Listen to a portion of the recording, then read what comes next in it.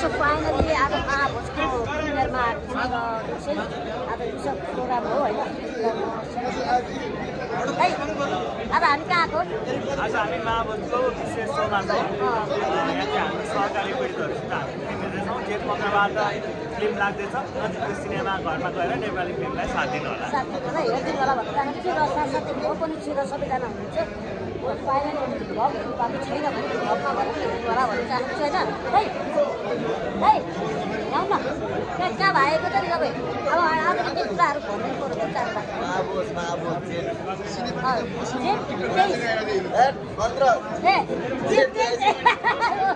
त्यो 15 हो जति लाग्यो भने होइन 15 है सुकाइ फाइनली होइन यसो रमाइलो सुषमाजी भन्नुहोस् त ल के भन्नु जेठ 23 काटेको 15 हो तिमीले हिजोसम्म चल्दै म पनि के ठिक छ के भने एनी भाइ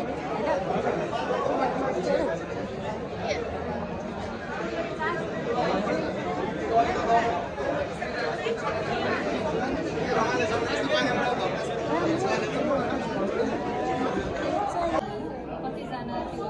देख्दाखेरि अर्कै देखिरहन्छ तर उनीहरू पनि आफ्नै एउटा विरोध गर्न बसिरहन्छ सो त्यो पर्सपेक्टिभ पनि अब जस्तै यो चलचित्रमा अब कहानी नखुलाउँदै पनि कति धेरै निर्दोषहरू पनि जेल जान बाध्य भएको पनि देखिएको छ होइन त्यस विषयलाई लिएर चाहिँ सरकारलाई के भन्न चाहनुहुन्छ एउटा सेलिब्रिटी भएको हिसाबले पब्लिक फिगर भएको हिसाबले अब त्यही अब जसरी हाम्रो महाभोजमा जसरी एउटा आलोचना होइन मलाई चाहिँ के फिल हुन्छ अब हामी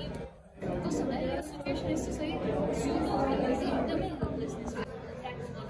सक्दैन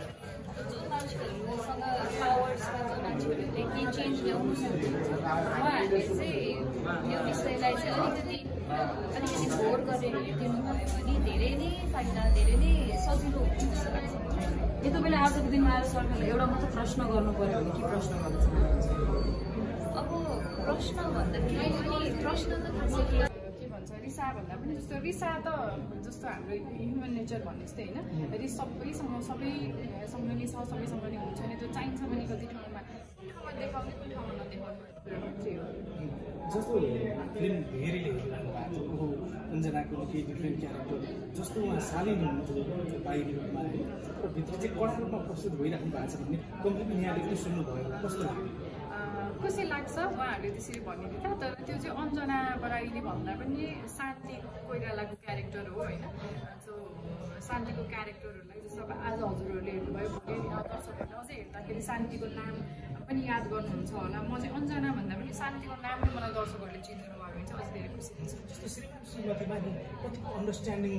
हुनुपर्छ जस्तो लाग्छ विशेष गरी होइन मैले त फ्याट्टै बोल्न मिल्ने कुरा जस्तो लागेन यो होइन चलचित्रले देखाइरहेछ कति कुराहरू हजुर हो चलचित्रले देखाइरहेछ कति कुराहरू चलचित्र हेऱ्यो भने चाहिँ अझै केही अर्थी उपदेशहरू चाहिँ पाउनुहुन्छ निकायमा चाहिँ राखिरहेछौँ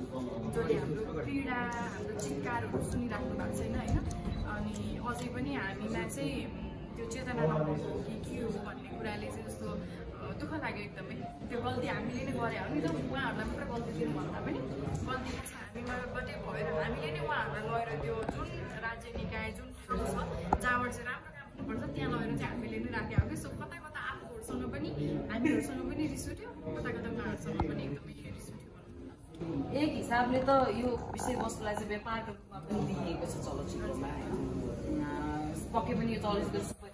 हिट होस् चलोस् भन्ने चाहना पनि हुन्छ त चल्छ एक हिसाबले पीडा देखाइएको छ होइन र त्यो पीडालाई चाहिँ युज पनि गरिएको छ चलचित्रमा कथाको हिसाबले भन्ने पनि हुन्छ दुई तर्फीबाट कुरा हुन्छ तपाईँले यसलाई कसरी हेर्नुभयो अनि यस्तो हो जस्तो सिनेमा भनेको चाहिँ समाजको एउटा ऐना हो कि होइन अनि कस्तो लाग्छ भन्दा चाहिँ युज गर्ने भन्दा पनि हामीले कसैको पीडा बोलिदिएको छ भन्दा त्यो हामी युज गरिदिएको हुन्छ तपाईँले कसैको न्यायको बारेमा तपाईँले गएर कुनै निकायमा गएर आवाज उठाइदिनु भएको छ भने तपाईँले उहाँलाई युज गरेर आवाज उठाएको त होइन नि त तपाईँले त कसैलाई फुल रूपमा त सपोर्ट गर्न पाउनु भने त तपाईँको इन्डिभिजुअल राइट छ भने चाहिँ हाम्रो पनि जस्तो कला जस्तो हाम्रो कला क्षेत्रको त्यो इन्डिभिजुअल राइट्स हो कि हामीले समाजको कुनै घटनालाई लिएर उठाएर त्यो न्यायको पक्षमा चाहिँ हामी बोल्दियौँ, त्यो चाहिँ हामीले बोलिदिएको हो। त्यो कमाउने सोचले युज गरेको त त्यो पटक्कै 50 त भन्न मिल्छ जस्तो चाहिँ लाग्दैन। जुन कला क्षेत्रको जुन भागमा जे परेको हुन्छ, जे हामीले देखाउन सक्छौँ, गर्न सक्छौँ, त्यो हामीले हाम्रो ठाउँबाट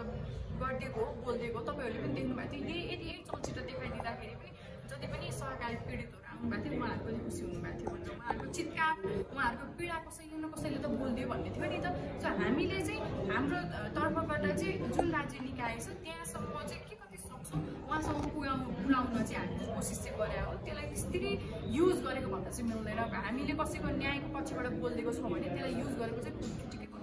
जस्तै अब तपाईँलाई अहिलेको टाइममा त अब इन्टरभ्युजहरू फिल्मकै प्रमोसनको क्रममा काहीँ जाँदाखेरि संस्कारको रूपमा संस्कारी महिलाको रूपमा पनि दाजिएको छ होइन। तर यो संस्कारी महिलाको भित्र चाहिँ कुनै क्रान्तिकारी लुकेको छ त्यो